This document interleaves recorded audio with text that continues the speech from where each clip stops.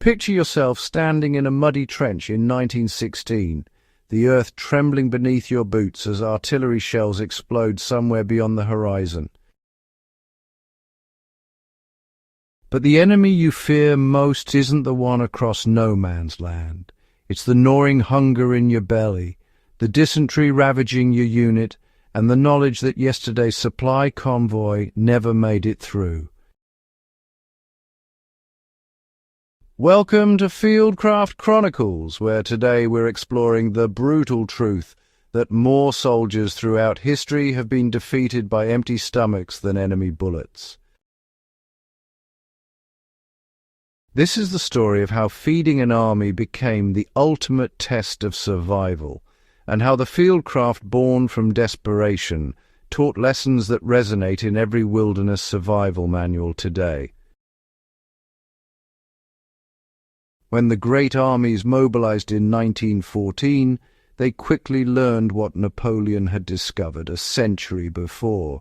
No amount of strategic genius matters if your soldiers are starving.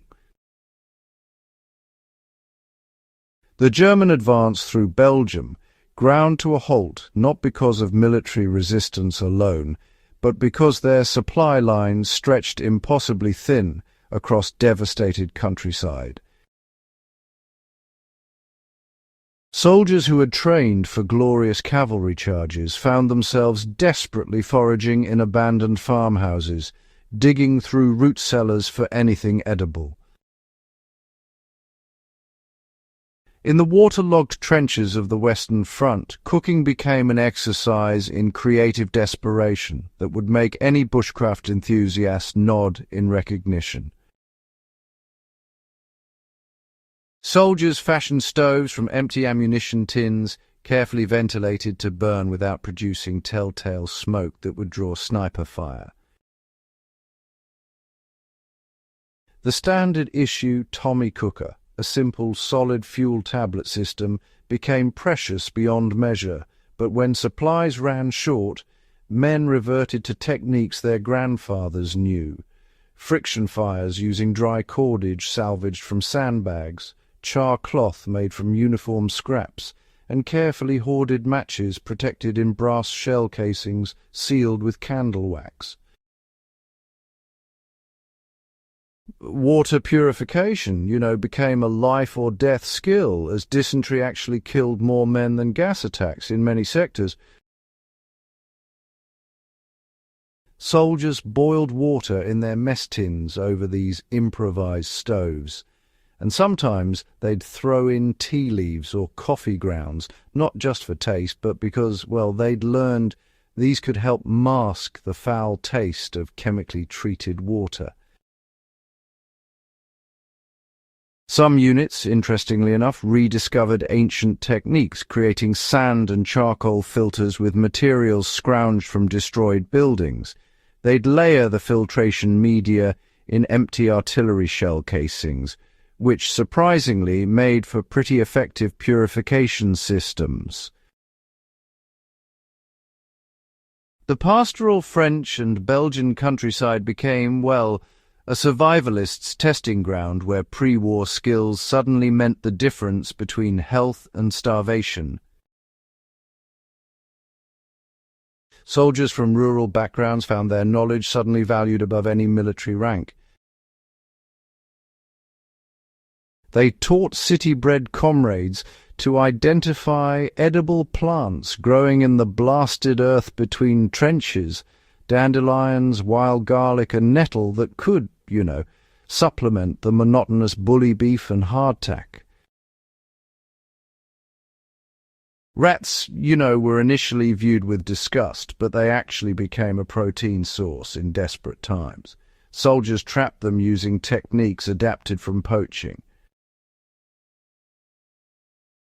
The more resourceful units, they established small gardens in rear areas, growing vegetables in soil enriched by the very destruction around them, though they had to plant deep enough so that shell fragments wouldn't destroy their crops. Abandoned orchards and vineyards, interestingly, became tactical objectives, not for any military advantage, but for the apples, pears and grapes that provided vital vitamins, preventing scurvy. Smart soldiers learned to preserve excess through methods their ancestors would recognize: drying fruit in the rare sunshine, fermenting vegetables in sealed jars buried in dugouts, even smoking meat in improvised smokehouses built into trench walls, using green wood to generate the right kind of smoke. Standing here today, the lessons from those muddy trenches echo through every modern survival manual and bushcraft course. Those soldiers learned what we're rediscovering: that resilience comes from skills, not systems; that the ability to improvise, adapt, and overcome using whatever materials are at hand is worth more than any stockpile; that community and shared knowledge multiply survival chances exponentially. Their fieldcraft, born from desperate necessity, reminds us that true preparedness isn't about having the perfect gear. It's about having the knowledge and mindset to thrive when everything goes wrong. If these stories of historical resilience and practical survival wisdom resonated with you, subscribe to Fieldcraft Chronicles and hit that notification bell. Share this video with anyone who understands that studying the past isn't about living in it.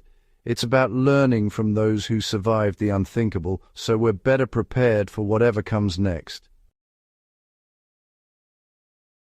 Until next time, stay skilled, stay ready, and remember, the best survival tool is the one between your ears.